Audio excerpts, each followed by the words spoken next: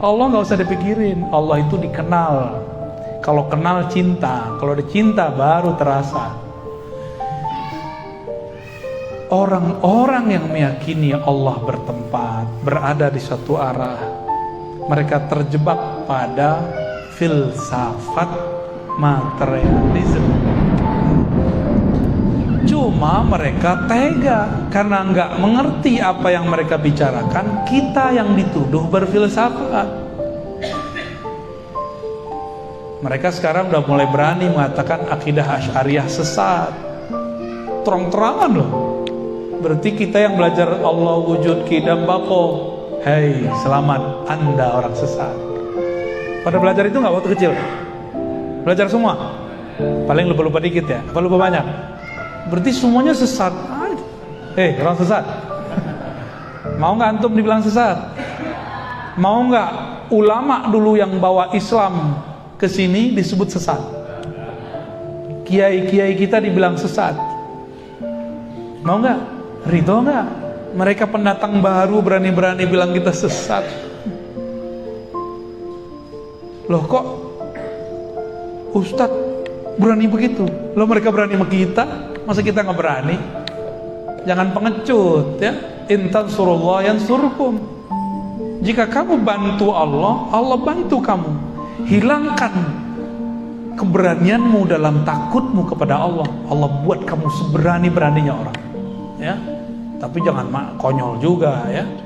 Ya pakai ilmu lah, jangan pakai emosi, pakai akal, kolbu. Itulah dalil yang kuat. Al-Quran itu kan turunnya ke kolbu, turunnya ke kolbu. Maka orang baca Quran tidak dengan kolbu, dia akan kemana-mana nggak jelas. Oke, balik lagi ya. Tarik ulur, tarik ulur. Bumi, langit ini bagian dari benda. Aras pun benda. Aras itu benda, Pak. Mana dalilnya? Akhir surat At-Taubah. Wa huwa rabbul arsyil azim. Dialah Rabb pencipta aras yang besar, besar ukurannya, mencakup langit dan bumi. Rabbun, Rabbu artinya pencipta. Kalau Rabbun di bawahnya benda atau karakter benda. Maka Allah lah yang menciptakan aras. Berarti aras benda bukan? Disebut benda besar, benda azim.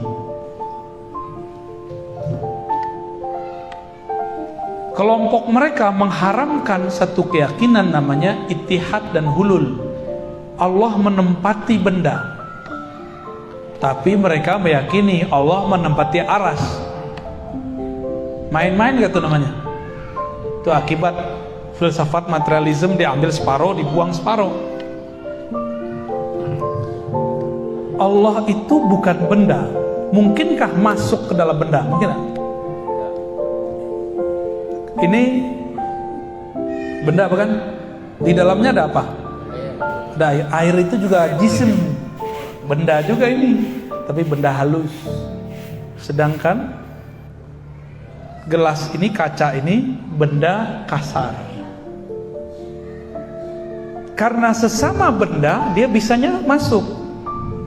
Allah bukanlah benda tapi pencipta benda. Pantaskah orang berpikir Allah ini nempel pada benda, menempati benda? Pantas nggak? Mulai connect. Ketika ada hadis menyebutkan Allah turun sepertiga malam terakhir ke langit dunia, ila sama'id dunia, turun. Kalau sudah faham Allah bukan benda, turunnya turun apa? Kalau turun benda, kita kalau dari atas ke bawah turun pakai tangga kan? Berpindah nggak? Maka turunnya benda itu berpindah. Saya mau tanya, Allah turun berpindah nggak? Nah inilah lucunya imam-imam yang tadi itu, imam-imam yang mereka terjebak kepada filsafat materialisme. Apa kata imam pendahulu mereka? Di saat Allah turun sepertiga malam terakhir, aras kosong. Debat lagi satu lagi, oh tidak, saat Allah turun, Allah tidak meninggalkan aras. Oh gimana caranya? Berarti ada dua wujud, ada satu wujud di dua tempat. Gawat gak? Antum ada di dua tempat di waktu yang bersamaan. Masuk akal gak? Afala taqilun. Apakah kamu tidak pakai akal yang sehat? Berdebat, dikira ini debat fikih kali ya. Ini bukan bab fikih, nggak boleh khilafiyah di bab ini. Tapi mereka meletakkan perkara akidah di bab fikih. Maka mereka sedang mempermainkan Allah Subhanahu wa taala dengan pemahaman yang rendah itu. Lalu datanglah imamnya belakangan, betul, menggabungkan dua pendapat itu, dan dia pakai pendapat yang kedua.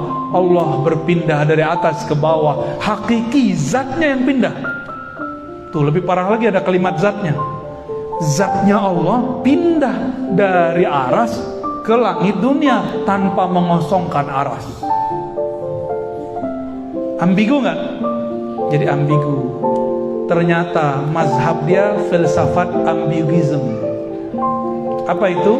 Dia ngomong Allah itu bukan jisim, tapi Allah itu tidak disebut jisim, juga tidak disebut tidak jisim. Pusing nggak tuh? Aneh ulangin. Allah bukanlah jisim, tapi juga bukan tidak jisim. Tuh, maksudnya apa?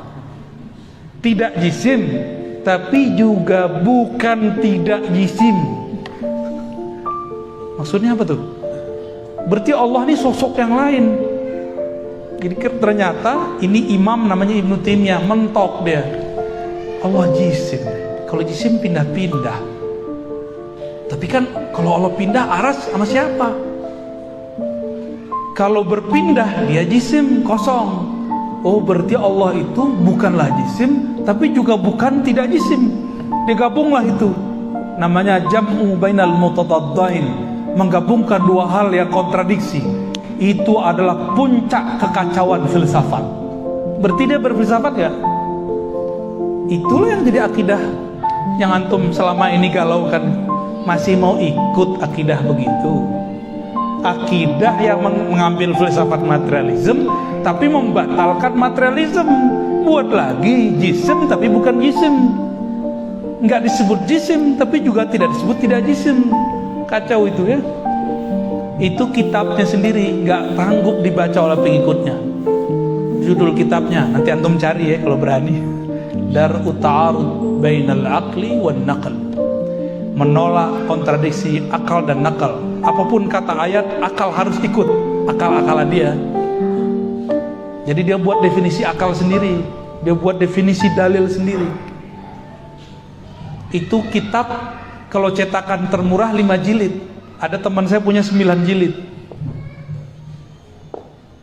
Kita ceklah pengikut dia sekarang, apa komentarnya terhadap kitab itu. Kata mereka, jangan baca kitab ini. Jadi mereka sendiri takut baca kitab itu, takut blank, takut tambah kacau. Jadi teman-teman yang melakukan Allah, akidah yang meyakini Allah bertempat itu akidah filsafat.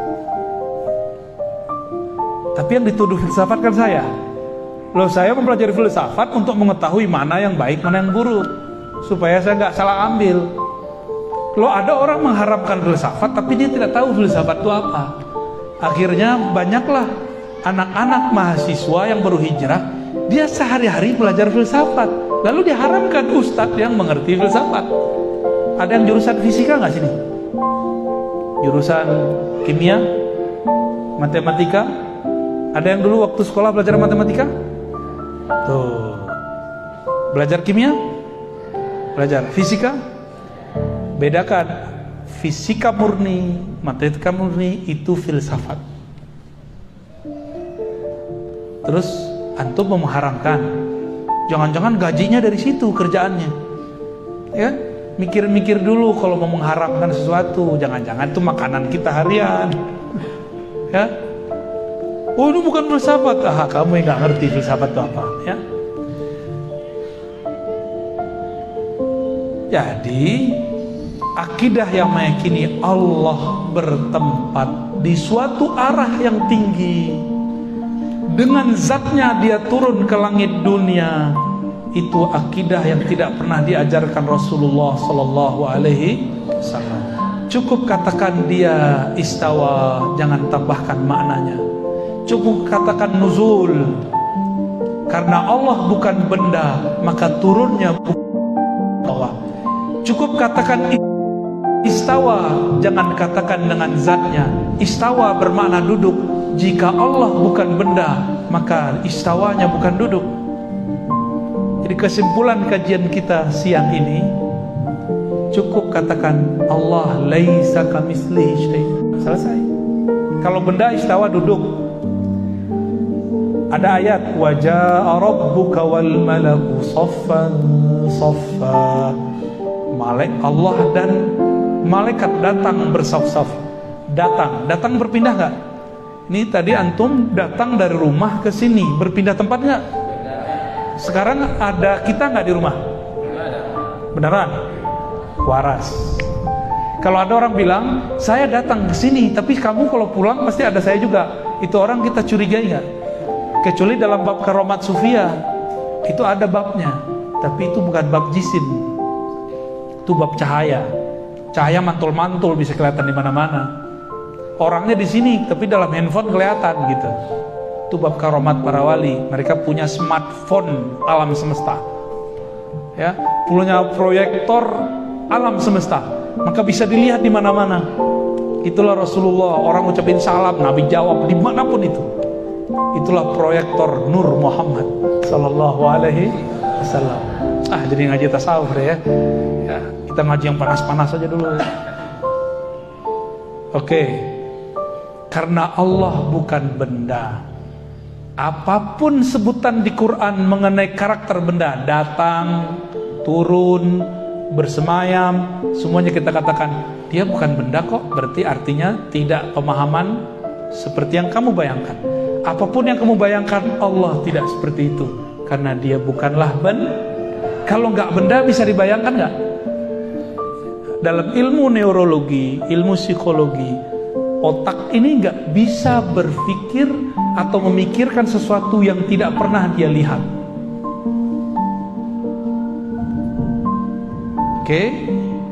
Yang bisa dilihat oleh mata, bisa didengar oleh telinga, yang bisa difikirkan oleh otak, itu bendanya harus jelas. Kalau enggak, angkanya harus jelas, maknanya harus ada. Ini enggak ada. Maka janganlah membendakan Allah. Jadi saya hanya menghimbau kepada siapa yang sedang terjebak pada pemahaman Allah bertempat. Saya tidak benci Anda.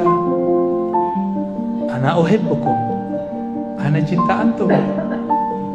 Makanya kita buat kajian begini.